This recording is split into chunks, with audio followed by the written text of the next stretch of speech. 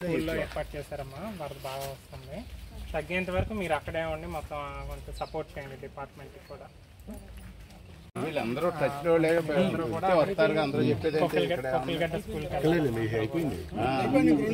సర్దేసుకోండి, ఏదైనా సర్దుకొని మధ్యాహ్నం నుంచి అక్కడికి వెళ్ళిపోయి అక్కడే ఉండండి. మళ్ళీ వరద తగ్గేంత వరకు మీరు కొద్దిగా అక్కడే ఉండాలి.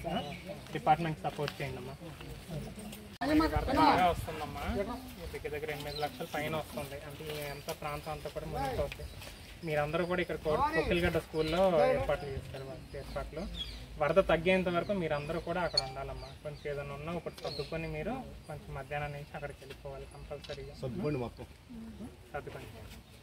కొంచెం అందరూ కూడా అక్కడ షిఫ్ట్ అయ్యేటట్టు చూడండి ఒకసారి. అందరూ డిపార్ట్మెంట్కి సపోర్ట్ చేయండి.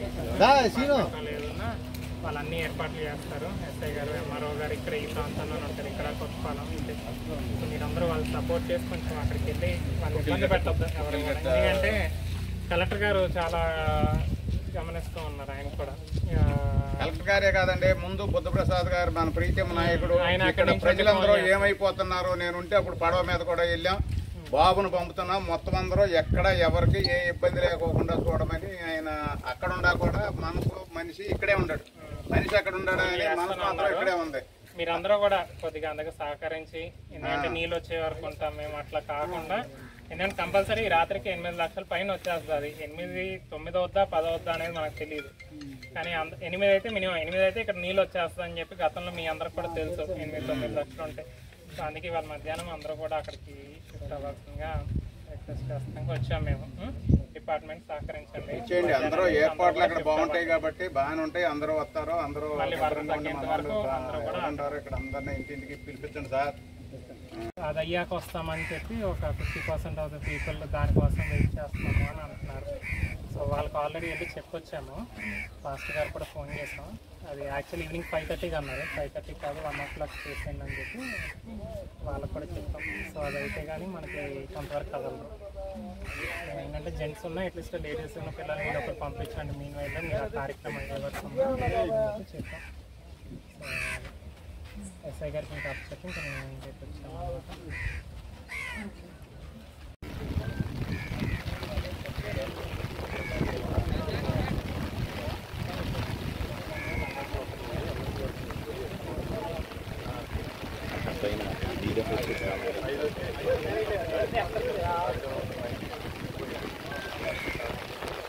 ఈ వర్షాల వల్ల ఒక పక్కన పొలాలు మునిగిపోతే, రెండో పక్కన పైనుంచి మనకి వరద రావటం, మనది చివరి ప్రాంతం అవటం వల్ల ఇక్కడ మనందరికీ తెలుసు 3 లక్షలు 4 లక్షలు వస్తేనే ఎడ్లంక లాంటి కొన్ని ప్రాంతాలు, పులిగడ్డ కానీ ఇవన్నీ కూడా ఇబ్బంది పడే పరిస్థితి. అటువంటిది వాళ్ళ దగ్గర దగ్గర 8 లక్షల నుంచి ఆ పైనే. ఎందుకంటే ఇక్కడ మధ్యలో విజయవాడ కానీ మధ్యలో ప్రాంతాలు ఈ వర్షాల వల్ల అవన్నీ కూడా కలిసి 8 లక్షలు అవుతుందా, 9 లక్షలు అవుతుందా, 10 లక్షలు అవుతుందో కూడా తెలియని పరిస్థితుల్లో ఈరోజు అధికారులందరూ కూడా ఉన్నారు. అందుకే ఈరోజు ప్రజలందరినీ కూడా అప్రమత్తం చేయటం జరుగుతుంది. ఎక్కడికక్కడ పునరావాస కేంద్రాలు ఏర్పాటు చేయటం జరిగింది. ఇక్కడ కొక్కిలగడ్డ, కొత్తపాలెం, బొబ్బర్లంక, ఆమ్దోర్లంక, అదేవిధంగా పులిగడ్డ కానీ, ఎడ్లంక కానీ, దక్షిణ చిరువల్లంక కానీ వీటన్నిటి దగ్గర కూడా పునరావాస కేంద్రాలు ఏర్పాటు చేసి అందరినీ కూడా అక్కడికి షిఫ్ట్ చేయటం జరుగుతుంది. ప్రస్తుతానికి 4 లక్షలు, 3.5 నుంచి 4 లక్షలు ఉన్నప్పటికీ ఈ సాయంత్రానికి అది 5:30 నుంచి 6 అవుతుంది. రేపు పొద్దున కల్లా 8 అవుతుంది అని చెప్పి అధికారులు చెప్తున్న విషయం.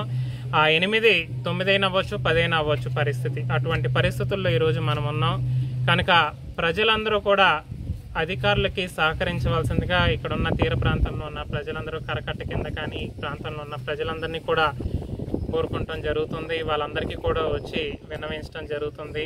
ఎక్కడైతే పునరావాస కేంద్రాలు ఉన్నాయో అక్కడికి వెళ్ళమని చెప్పి, పశువులు అవన్నీ కూడా ఎక్కడన్నా రోడ్ల పక్కన కట్టేస్తామో మేము వెళ్ళే విధంగా వారందరినీ కూడా ఈరోజు రిక్వెస్ట్ చేయడం జరుగుతుంది. స్పెషల్ అధికారులను ఇక్కడ ఆర్డీఓ గారు కానీ, అదేవిధంగా దోమ పీడీ కానీ వాళ్ళందరినీ కూడా ఇక్కడ ఇన్ఛార్జీలుగా ఇక్కడ పెట్టడం జరిగింది. కలెక్టర్ గారు ప్రతి 2-3 గంటలకి ఫోన్ చేసి ఏం జరుగుతుంది అనేది అధికారులతో మాట్లాడటం. అదేవిధంగా బుద్ధప్రసాద్ గారు ఈరోజు అమెరికాలో ఉన్నప్పటికీ వారు ప్రతి నిమిషం అటు అధికారులతో మాట్లాడటం, ఇటు మమ్మల్ని మాట్లాడటం, ఎప్పటికప్పుడు ఏం జరుగుతుంది, దాన్ని ఏ విధంగా ఏం చేస్తున్నారు అని చెప్పి వారు తెలుసుకొని డైరెక్షన్ ఇవ్వటం జరుగుతుంది. అదేవిధంగా వారు అధికారులతో మాట్లాడాక ఒక కమిటీలని ఎందుకంటే ఈరోజు అన్ని ప్రాంతాలు కూడా వర్షాలు పడి ఇక్కడ పొలాలు మునిగిపోయి అటు డ్రైన్ల సమస్య ఒక పక్కన ఉంటే అదేవిధంగా ఈ వరదతో ఇబ్బంది పడుతున్నాం కాబట్టి అధికారుల షార్టేజ్ ఉంది కాబట్టి ఇటు పార్టీ సపోర్ట్ కూడా కార్యకర్తల సపోర్ట్ కూడా అందరి యొక్క సపోర్ట్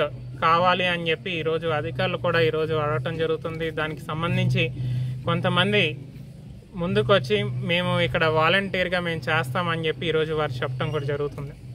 దానికి సంబంధించి కమిటీలు వేసి ఏ గ్రామానికి వరద ప్రాంతాలు ఏదైతే వరద ముప్పుతో ఉన్న ప్రాంతాలన్నిటికీ కూడా కమిటీలు వేయటం జరుగుతుంది.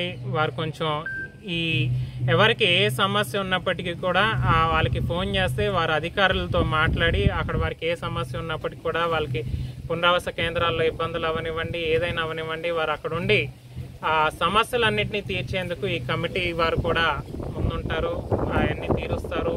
అదేవిధంగా ఈ కమిటీ వారు ఇక్కడ ఏదైతే తీర ప్రాంతాల్లో ఉన్నారో వారందరినీ కూడా పునరావాస కేంద్రాలు చేర్చే దాంట్లో కీలక పాత్ర పోషిస్తారు. వారందరికీ కూడా ఆ ప్రాంతంలో ఉన్న ప్రజలందరూ సహకరించాలని చెప్పి వారందరినీ కూడా కోరుకుంటాం జరుగుతుంది.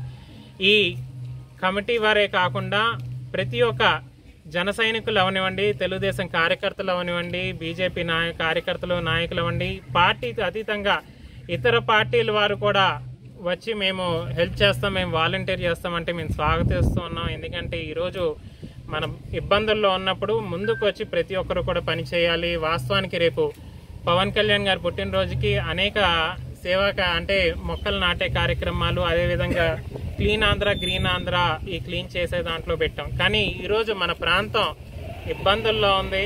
ఈరోజు ఇక్కడ రైతులు ఇబ్బంది పడుతున్నారు. ఒక పక్కన వాళ్ళ పొలాలు మునిగిపోయి, అదేవిధంగా ఈ వరద ముప్పు ప్రాంతాలు ప్రజలు కూడా ఇబ్బందుల్లో ఉన్నారు. కనుక నేను జన సైనికులందరినీ కూడా కోరుకునేది ఏంటంటే ముందు వీరికి అండగా మనం వాలంటీర్గా చేసి మనం వీళ్ళందరినీ కూడా బయటపడేయాల్సిన బాధ్యత ఈరోజు జన సైనికులుగా అందరి మీద ఉంది. కనుక వారు కూడా ముందుకు వచ్చి దీన్ని ముఖ్యంగా తీసుకోవాల్సిందిగా వారిని కూడా కోరటం జరుగుతుంది. అందరూ కూడా ఫోన్ చేస్తున్నారు, మేము వస్తాం, మీకు ఏ సమస్య ఉన్నా చెప్పండి, మేము వెంటనే వస్తామని చెప్పి ఈరోజు వారందరూ కూడా చేయటం జరుగుతుంది. కనుక ప్రతి ఒక్కరూ కొంచెం స్వచ్ఛందంగా మనం ముందుకెళ్ళి ఈరోజు అధికారులకి మనం అండగా నిలబడి ప్రజలకు ఏ సమస్య ఉన్నా దాన్ని తీర్చే దాంట్లో మనం ఈరోజు కూటమి ప్రభుత్వం ముందుంటుందని చెప్పి మనం చెప్పాల్సిన బాధ్యత ఈరోజు మనందరి మీద ఉందని చెప్పి ఈ సందర్భంగా తెలియజేసుకుంటూ తప్పకుండా అధికారులకి ఏది అవసరం ఉన్నా కూడా మేము వెంటనే మేము ఫాలోఅప్ చేస్తాం. బుద్ధప్రసాద్ గారు అక్కడి నుంచి మమ్మల్ని డైరెక్షన్ ఇస్తూ మమ్మల్ని నడిపిస్తున్నారు. కనుక తప్పకుండా ఏదున్నా కూడా ప్రజలు ఏ సమస్య ఉన్నప్పటికీ మేము ఇచ్చిన ఫోన్ నంబర్లకి అక్కడ ఏదైతే ఇన్ఛార్జ్ మనం కమిటీ ఏర్పాటు చేస్తామో వాళ్ళకి ఫోన్ చేసి వారికి కానీ నాకు కానీ ఎవరికైనా అధికారులు చేసి మనం ఈ ముందున్న సమస్యల్ని బయటపడేయాలి. ఈ వరద తగ్గేంత వరకు కూడా ప్రతి ఒక్కరు కూడా సహకరించాలని చెప్పి ప్రతి ఒక్కరిని కూడా కోరుకుంటాం జరుగుతుంది.